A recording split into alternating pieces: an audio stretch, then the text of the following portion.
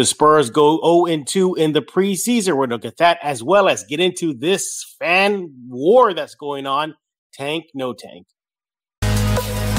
You are Locked On Spurs, your daily San Antonio Spurs podcast. Part of the Locked On Podcast Network, your team every day. Welcome back to Locked On Spurs and the Locked On NBA Network. I'm your host, Jeff Garcia, Spurs writer for Kings 5 San Antonio. Happy Friday, TJF, everybody. Preseason is trucking along. Spurs are 0-2. So, yeah, I think that kind of end of the game result is something many Spurs fans are going to get used to this season. But yeah, welcome again to this new episode here. We're going to be looking back at yesterday's Spurs loss in the preseason to the Magic. We're going to just briefly go over that, give you some quick stats, some highlights, who stood out, who didn't stand out, and then just move on because the heart of the show is we're having another fan episode here. Now, you're probably thinking, Jeff, you just had a fan episode a few days ago. You should do once a week. But if you've been living under a rock, Spurs fans are at each other's throats right now. Again, tank, no tank is back. Yeah, there's still from some fans that feel the Spurs should not tank, even though there's this golden ticket named Wembanyama at the end of the road. And we're going to be bringing our fan guest, Zach Escamilla. He's going to be doing that today. So we thank you for making Locked On Spurs your first listen every day. Free and available wherever you get podcasts. It's going to bring him on this fan episode of Locked On Spurs. He is Zach Escamilla. Zach, you're pulling a Manu Ginobili coming off the bench for San Antonio Spurs stars Mike Jimenez, who bailed on me at the last second. Can you believe that? I think this is the second or third time I've come on in lieu of Mike Jimenez. So the text I get is like halftime of the game last night. And I'm thinking, hey, okay, he's just going to confirm. And he's like, I can make it. I have to do a lot of work tomorrow. And in my head, I'm thinking, Jimenez, it's just 20 minutes. That's it. You're in and out. But all good. Hey, look, but I'm not going to make too much of it, Zach, because I know there's going to be a situation in the future where he'll invite me on his show and I can't make it. So I got to play nice. So we understand Jimenez, but Mike Jimenez will be back next week. But in the way it worked out, Zach, because you're here because of what's going on among Spurs fans right now. We're going to talk about it in a bit. This whole tank, no tank, don't go for Wemby, get wins, and blah, blah, blah. And I know you're going to have a lot to say about that. But did you see last night's game? Yes, I did. And I got to say, it seems like Greg Popovich is also embracing the tank because it actually looked like the Spurs had a chance to win in the last few minutes of the game. But then he pulled in the tank crew of Alize Johnson and Tommy Kuzi and Jordan Hall. And you said that. I think the Spurs had like a 5 or 6 point lead and it quickly evaporated. So it was funny. Well, we're just going to go over quickly what happened last night at the AT&T Center, the preseason home opener too. But nevertheless, let's get that out of the way. This is preseason action. We kind of know what the script's going to be when the season starts, and it's a meaningless preseason game. So the Spurs lost 102-99 to the Magic. The team was led by, this is a sign it's a tank job. Doug McDermott with 14 points in 18 minutes, 6 for 10 shooting, hit a 3-point shot. Keita Bates-Diop, second leading scorer for the game, 12 points, 4 for 5 shooting. And Devin Vassell and Trey Jones, each with 11 points. Again, Zach, you see some development. We'll start off with Trey Jones. I really liked his line, 21 minutes, hit all his shots, 4 for 4, including 1 3-point shot, made his free throws 2 for 2. He ended up, like I said, 11 points, 3 assists. He had 6 rebounds and 3 turnovers. But I'm sorry, 1 turnover, excuse me. And 4 assists, pardon me. Overall, I like that. With Primo out and another good game out of Jones, all signs are pointing he's probably going to be the starting point guard come regular season, right? Yeah. I mean, the jury's still out on Primo as well. So I think it's fair to say, based on experience, Trey is your guy, unless Primo comes in and sets the world on fire. Right. Going on the rookies, because I know a lot of Spurs fans are keeping an eye on that. Blake Wesley with, again, not another great shooting performance in the preseason. 16 minutes, 2 for 6 from the field, 8 points for the night. Didn't make a 3-point shot, went 0 for 1. However, he did have 4 rebounds and 2 assists and just 1 turnover. So, again, a struggling night for Blake Wesley, but you can expect that from the rookies. Yeah, most definitely. And we saw some of that in the preseason. He'd have some games where he was absolutely scorching, and then he had a couple of stinkers where he was a very streaky shooter. So, but, he's a young cat. He'll find his bearings. Sure. Jeremy Sohan, 22 minutes, 1 for 6 shooting. Not a good night from the field from the rookie, the Spurs number 9 pick overall. 5 points in the night. He did have 4 rebounds and assists. He hit a 3-point shot.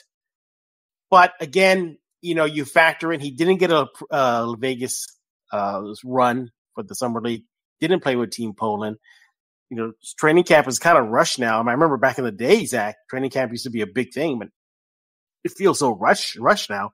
Just his second preseason game. I'm not too worried about that, Zach. Are you worried that the Spurs number 9 pick has been struggling the last 2 games? No, because it's like what we've talked about before. Other guests, such as our pal Danny Sanders, has said it himself that Jeremy Sohan was not brought here to be an offensive scoring machine. He was brought here to play defense and take names. So I think we've seen flashes of him being an awesome defensive player. So far that looks pretty much as good as advertised. It hasn't been perfect, but you definitely see the talent there on the defensive end of the floor. Oh, for sure. Yeah, there's no doubting that. He just disrupts defenses. He causes players to adjust their shot. So you like defensively out of him. Offensively, that will come in time. Now, the one rookie that had another pretty good night, and again, I've been mentioning this on Locked On Spurs, Malachi Branham, kind of the lost rookie of the 3. 16 minutes off the bench, 3 for 6 shooting, hit a 3-point shot, finishes the night with 7 points. He had 1 rebound, 1 assist. All in all, not another bad outing for the number 20 overall pick. Yeah, no, you definitely see some nice things there. For me, Jeff, just looking at the box score and, looking at the game, you almost got to wonder, are the Spurs trying to increase the trade value of guys like Keita Bates-Diop and Doug McDermott by giving them so many minutes and them scoring, getting a lot of plays called for them. So I'm speculating, but yeah.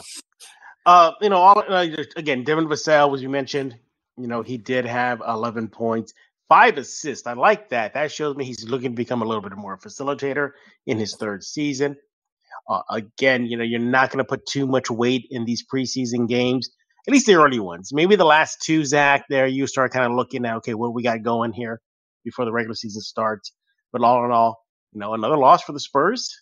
And about the big news coming out of the game was that ahead of the game, Zach Popovich did announce that Keldon Johnson and Josh Primo could be back for the end games of the preseason. And Keldon Johnson also mentioned it too in an interview with SiriusXM NBA Radio. He feels that he could be back before the preseason ends. That's good. Maybe not for Team Tank, though. We'll get into that later on. So, yeah, Spurs, again, 0-2 in the preseason. Lose to the Magic, 102-99. Did anybody stand out for you, Zach, in this game? Or was it just pretty much par for the course? I mean, it was par for the course, but, you got to give props to Doug McDermott that I mentioned a little bit earlier, simply because he's a very, what's the word am I looking for? He's a very divisive player because you have folks that are more of like, hey, we love our vets that can appreciate Doug. And then you have other folks that are looking at Doug and saying, well, what's he really doing here? Is he a progress stopper for the rookies? Maybe he's the type of player that should be on a contender. Those are the types of things you're going to hear at the water cooler and, of course, on Spurs Twitter. Those are the things that are being debated. But Doug looked good tonight. Can't hate on what I saw. He did. Now, are there growing pains? Of course, the Spurs' biggest lead was 19 points. Yes, the Spurs blew a 19-point lead to the Magic, but I even think that will continue in the regular season. Again, you can see the Spurs coming out, punches swinging against teams. Teams settle down. They realize, hey, this is a very young team. No superstar on here. We could take them. And I think that's what happened. Yeah. So a 19-point lead blown by the Spurs. Spurs actually out-rebounded the Magic 52-49, out-assisted the Magic 29-21. But turnovers bit them in the butt again. 21 turnovers for the night. They did outshoot the Magic 44.7% to 44.4%. But as the turnovers tell you a lot. Teams still in chemistry issues, getting used to one another. 21 points, back-to-back 20-plus turnover nights for the Spurs in the preseason. So all in all, yeah, another L, Zach. If it really counted, you'd be probably cheering right now going on the Spurs win-loss record. But we're going to get into that now. And by the way, the Spurs will resume their preseason this Sunday at the AT&T Center. So, yeah, we'll be looking at that once that game comes around. But when we get back, we're going to dive into the big talk on this episode or this fan episode of Locked On Spurs. And that is tank, no tanks. Fans are still warring over that. But before we do that, I want to talk to you about betonline.net, your number one source for your football betting info this season. For all the latest player developments, team matchups, news, podcasts, in-depth articles, and analysis on every game you can find. And as always, BetOnline remains your continued source for all your sport wagering information, live betting, up-to-the-date scores for every sport out there. The fastest and easiest way to check in on all your favorite games, events, including MLB, MMA, boxing, and golf. Go to betonline.net right now. They even have the odds on the rookies, Spurs rookies, their chances at winning the Rookie of the Year award, as well as, a couple of Spurs made the list of possible strong candidates for the most improved player of the year award. It's over there at betonline.net. You got yourself a mobile device. Go learn more about what they got going on over there. BetOnline, where the game starts. We're back with Zach Escamilla on this fan episode of Locked On Spurs. Again, we thank you for making Locked On Spurs your first listen each and every day. And make sure to check out the Ultimate Pro Basketball Preview starting October 10th, a 6-episode extravaganza to get you ready for the NBA season, local team experts, and the NBA insiders of the Locked On Podcast Network and Odyssey, all combining into one Ultimate Preview. Starting October 10th, search for the Ultimate Pro Basketball Preview 2022 on your Odyssey app, YouTube, or wherever you get podcasts. Now, Zach, the real reason why you're here and how things, the universe was screaming out for you to come on is the fact that fans are actually warring again. I know, shocker, right, Zach? Shocker. Spurs fans divided? No, not that. But this time around, it's about tanking or not tanking. I would have thought, Zach, that after the DeJounte Murray trade, the Derek White trade, telling Lonnie Walker to hit the road, that Spurs fans, regardless of what side you were on, would understand the team itself is signaling to everybody, it's going to be a long season. But the prize at the end of this long season could be Wembanyama, or worst case scenario, not Scoot Henderson, not that. But our point is that even though Wemby had 2 phenomenal games in the G League preseason, we're going to talk about that in a while, that there are still a section of fans that are adamant that this team should not tank. Now, you make no bones about it, Zach. You are pro tank. You understand the assignment. You get what's going on. And look, to be fair, I'll bring up a few points what Team No Tank says. But kick us off. Why are Spurs fans warring over this? I thought it was pretty obvious by now. Why is this debate still raging on? Yeah, and I feel like this has been happening the last couple of seasons with the team not being up to par. And when I say up to par, I mean, let's be honest, Jeff. We know that in prior seasons, the playoffs were a foregone conclusion. It was a matter of, are we going to be the number 1 seed? Are we going to be a top 4 seed? Where are we falling?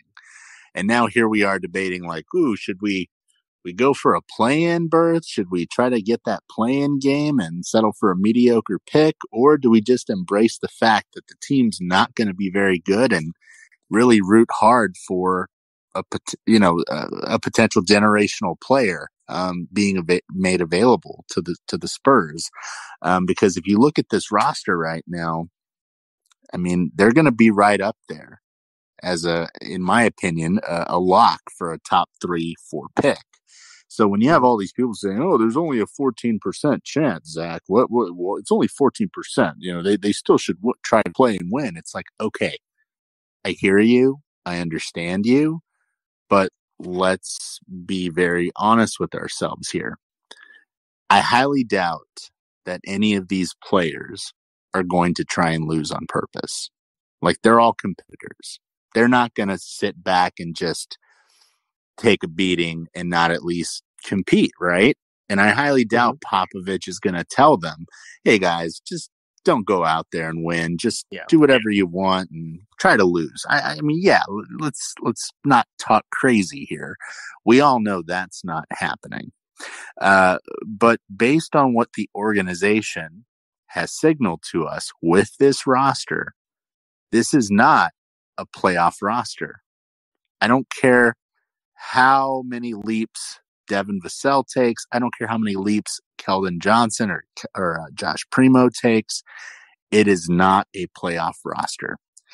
The only type of leaps that those cats that I mentioned could take that would get them into the playoffs is if Keldon Johnson and Devin Vassell become the next coming of Michael Jordan and Scottie Pippen. You and I know that's not happening. That would be awesome, but it's not happening.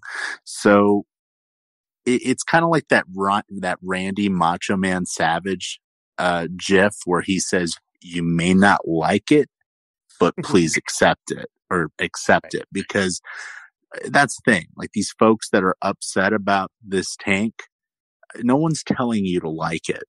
You don't have to love it, but just admit that it's happening and get the ideas out of your head that the Spurs are going to trade for Ben Simmons or Miles Turner or any of these other potential disgruntled guys, that they're going to make a run for DeAndre Ayton because he's not happy in Phoenix. It's not happening. We know that's not happening. So just look at the facts, and the facts are, number one, the Spurs have a suspect roster, and they're going to have, number two, they're going to have a wonderful opportunity to land in the top 2, 3, 4 picks of the draft. And you really have to hope. I think the worst case scenario, the worst case scenario is they don't fall out of the 5. I think that's if they land on one of the worst records. Obviously, if they get the worst record, their odds increase to the 14% to land number 1. But even if they don't, they still land within 5. Now, look, I've been on record with Locked On Spurs and other outlets that I am pro tank. The Spurs historically have rebuilt through the draft. And another sign too, just look at last night's game versus the Magic. You brought it up yourself. Look at that lineup they had out in the last quarter. That's what you're probably going to see sprinkled here and there throughout the regular season. But it's just so interesting because I would have thought that after all the deals that Brian Wright has made, and he himself in an interview with SiriusXM NBA Radio said that trading DeJounte Murray was the piece they needed to open up paths to build again. So even he's openly saying it, that they're on a rebuild, that the no tank fans are simply just adamant that the Spurs should still stop that and do that. Now, we're going to get on that side when we get back on this fan episode of Locked On Spurs with Zach Escamilla. And we're talking about this debate again, pro tank, no tank, right here on Locked On Spurs. We're back with Zach Escamilla right here on this fan episode of Locked On Spurs. Make sure to follow him on Twitter. Do it right now at 4THN69 Sports. It'll be Zach to have that kind of Twitter handle. Make sure to follow him on Twitter right now. Now, Zach, to be fair, let's look at some points that the other side makes. So we already hit it in the big one. It's only 14%. Okay, fine. I get that too. Yeah, it's a small percentage. And that's the NBA's way of trying to stop tanking. Adam Silver yesterday said that he would hope these teams don't be tanking, but we know they're going to do. They're still going to do that. San Antonio's, OKC, your Houston's, what have you. Utah as well. The other point that the other side makes is, you're wasting a season, perhaps a full season of prime Devin Vassell, or getting into the prime Keldon Johnson. He just signed a deal. What are you doing? These are, I think this is the big one too. You want to be a winning team. You don't want to be a loser team. I mean, you've seen it too, Zach. They said, be a loser and just lose. Where's your competitive spirit? Zach, what do you have to say about those counterpoints? I get their frustration. I do. And I think, like what you mentioned about the whole Brian Wright saying DeJounte Murray was kind of, signaling the rebuild. I said on the last fan episode, I was pretty shocked the Spurs didn't get John Collins or Onyeka Okongwu in that deal for Murray, because I think had they got those two guys, I think it would have made the Spurs interesting this season with Keldon, Vassell, and Primo. Not saying it would have made them a bona fide playoff, but I think they would have, been a play-in contender, and maybe, it could have made things interesting. But again, I just tell those people the damage has been done. Look at the roster. The team is not going to win a lot of games this year, and just go telling them to not root for the team. No one's saying you have to embrace the tank, but stop trying to make the tank not happen, because it's happening. Unless the Spurs come out here and start making some deals, it's happening. I mean, you can't stop it at this point. The tank train is coming 100 miles an hour. We got Tommy Kuzi on the train now, and it's it's happening. I'm sorry. We got Alize Johnson. Jeff, I thought his name was Elise Johnson for years. Yeah, Alize. Yeah. Alize, I'm like, oh my God.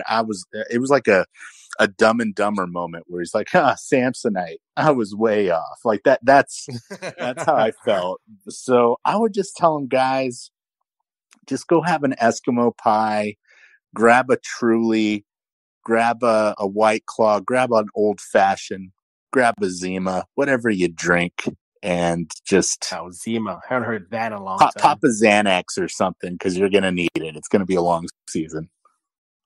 Yeah, I mean, a lot of the talking heads out there in the NBA world are saying just that. That Spurs could possibly be the worst team in the league, possibly.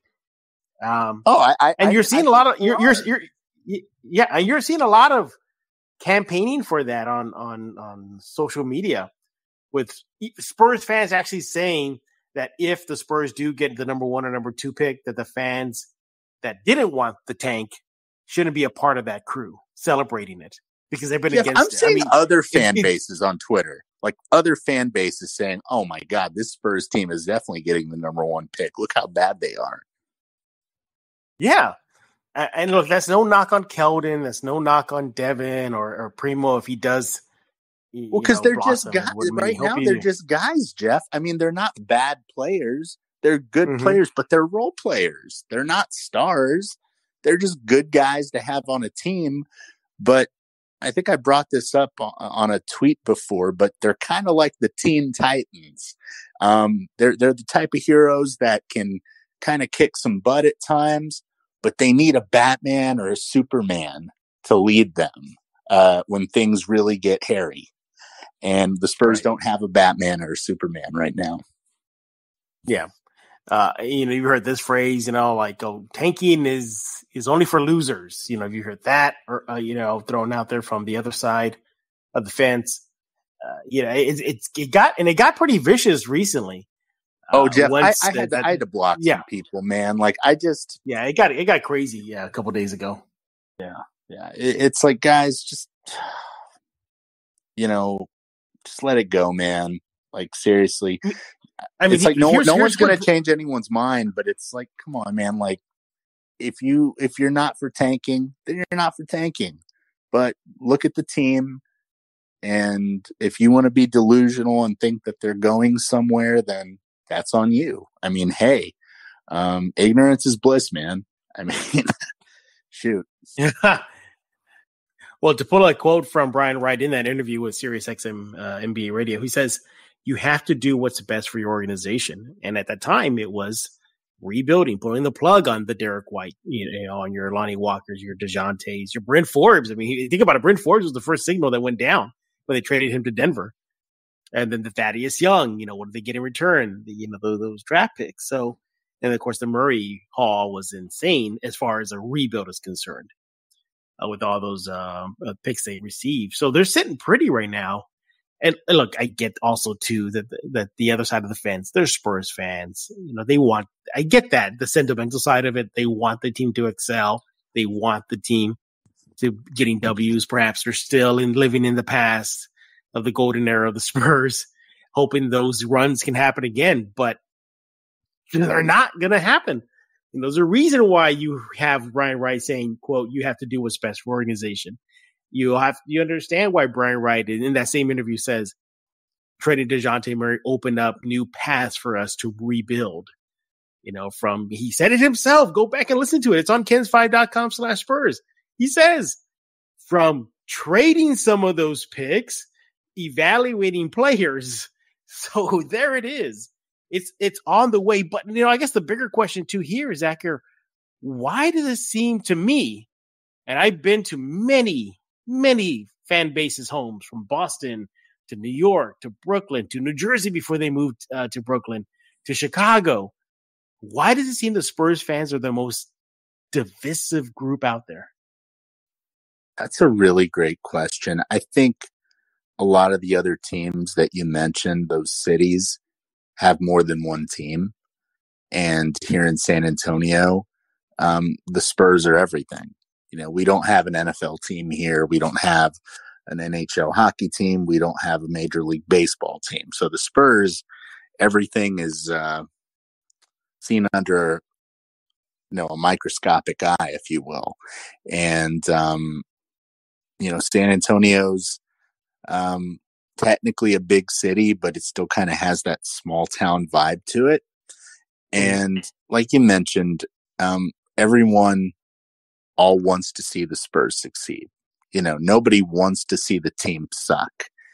But given the current climate of this team, you're just going to have people with difference of opinions on how this team needs to get back on top. And that's cool.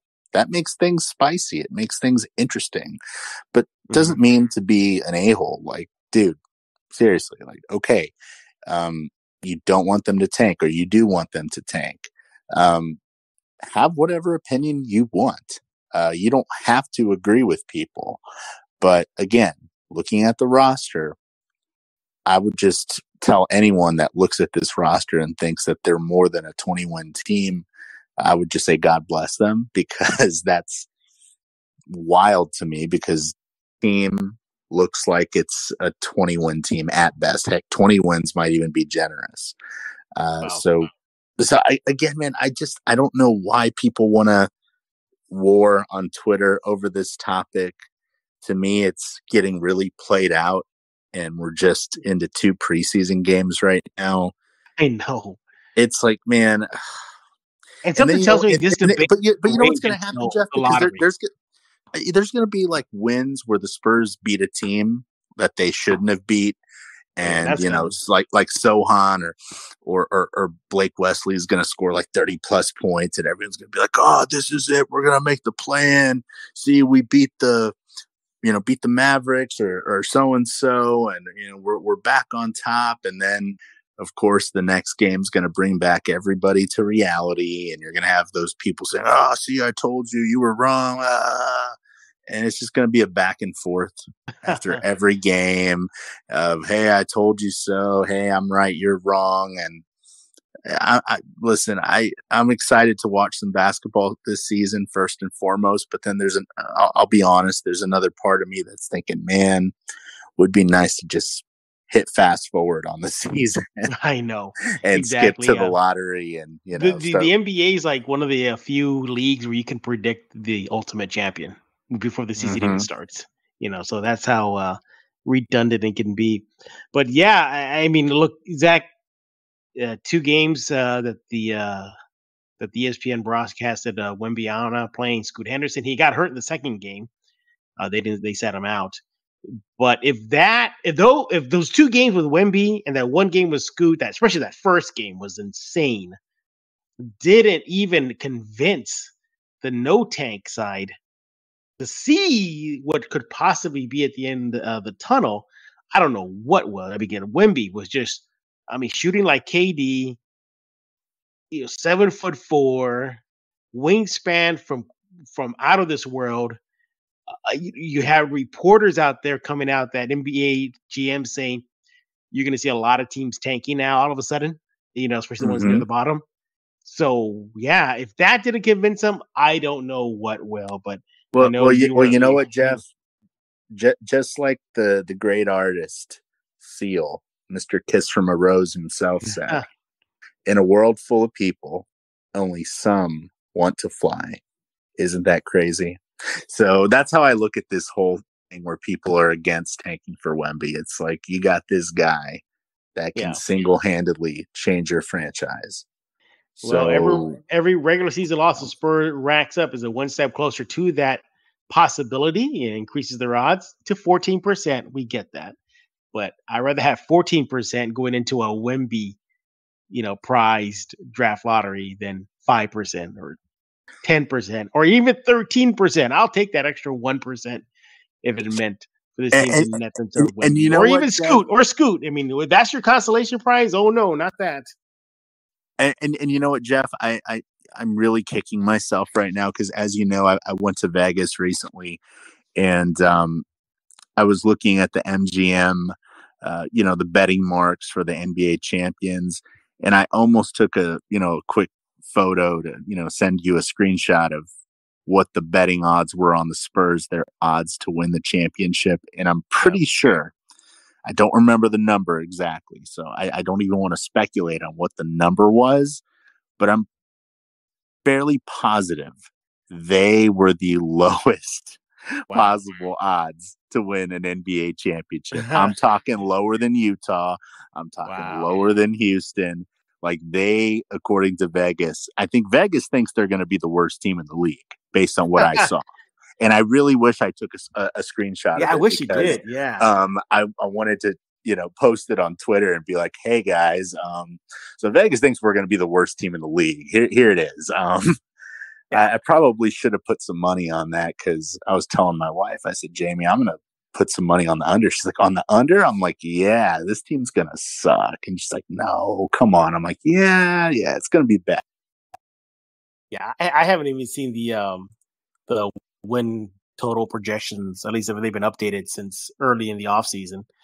And I'd love to see what they think about San Antonio now. But hey, Zach, do you want to help me give away a fan prize on a fan episode? Yeah, let's do that. All right. As everybody knows, this offseason, technically it's still the offseason. The regular season hasn't started. The Locked On Spurs has been giving away prizes from movie tickets from Santikos to T-shirts from Bear County Social Apparel, from a T-shirt from Chunky Flamingo to Bobby's on the south side of San Antonio, my side. Live from San Antonio, donating as well. Fantastic Sam's donating a free hair, $100 gift certificate for free haircuts. Yeah, we're continuing that today. Our friends and a frequent guy here on Locked On Spurs, Rudy Campos, with Sweep the League. He donated one T-shirt from Sweep the League, and you can win that. And I put it on my timeline on Twitter. Follow me on Twitter at Jeff G Spurs Zone. You see it. It's basically your basic black T-shirt with a football player with a baseball bat. And it says Sweep the League on it. A lot of fans saw that tweet earlier this week. They liked the T-shirt. It's one T-shirt he is giving away for free. Make sure to follow him on Twitter at Sweep the League. And yeah, that's how this all started. So we're continuing that until the regular season starts. But yeah, so you can win yourself that one free T-shirt. Here's how you can win it. follow me on Twitter at Jeff G Spurs Zone. And make sure you follow Zach on Twitter at, one more time, Zach, I always make sure I get it right. It's at 4THN69 Sports, correct? Correct. Correct, yeah. So make sure to follow us. And now you're going to want to tweet at us both. Okay, and in that tweet, you're going to say that I provide the best Spurs coverage in San Antonio, and everybody should follow me on Twitter. Second one, you also want to put on there, if you agree with Zach that embrace the tank, or you disagree with Zach if you're pushing back on the tank. Just do that. First person to do it wins a free t-shirt from Sweep the League. So once again, make sure to follow me on Twitter at Jeff G Spurs Zone. Follow Zach on Twitter at 4THN69 Sports.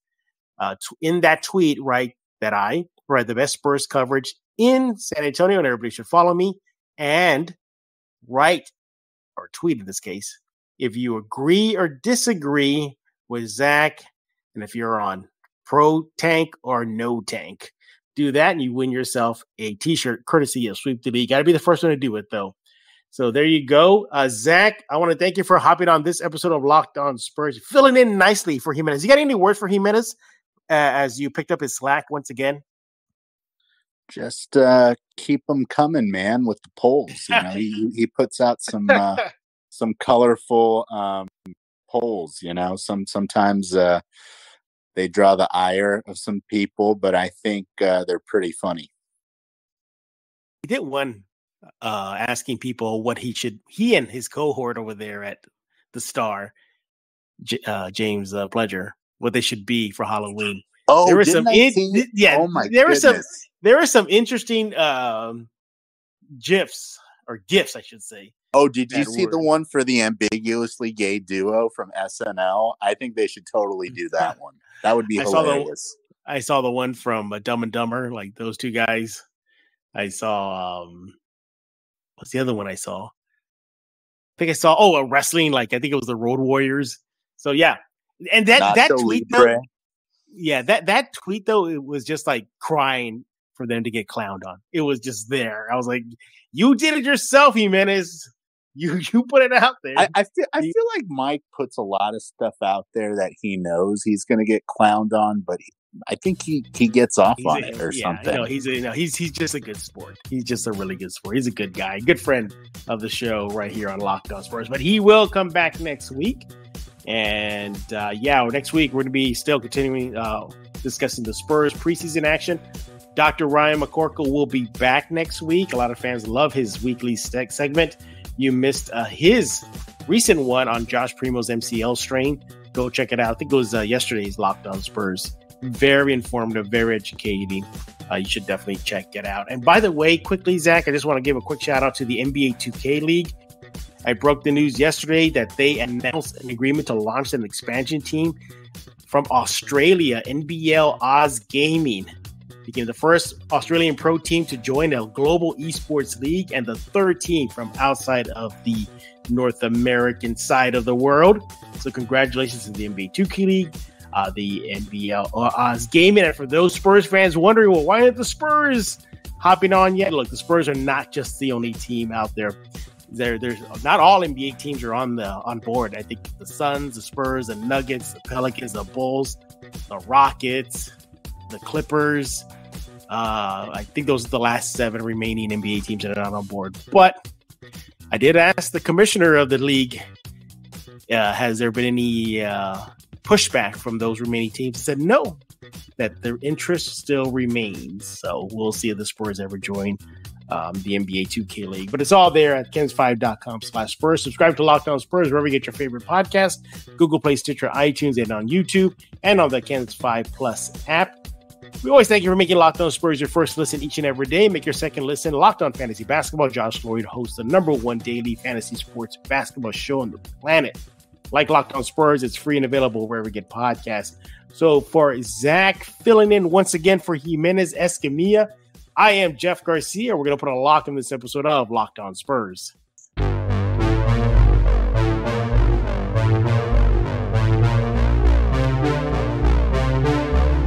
Thank you.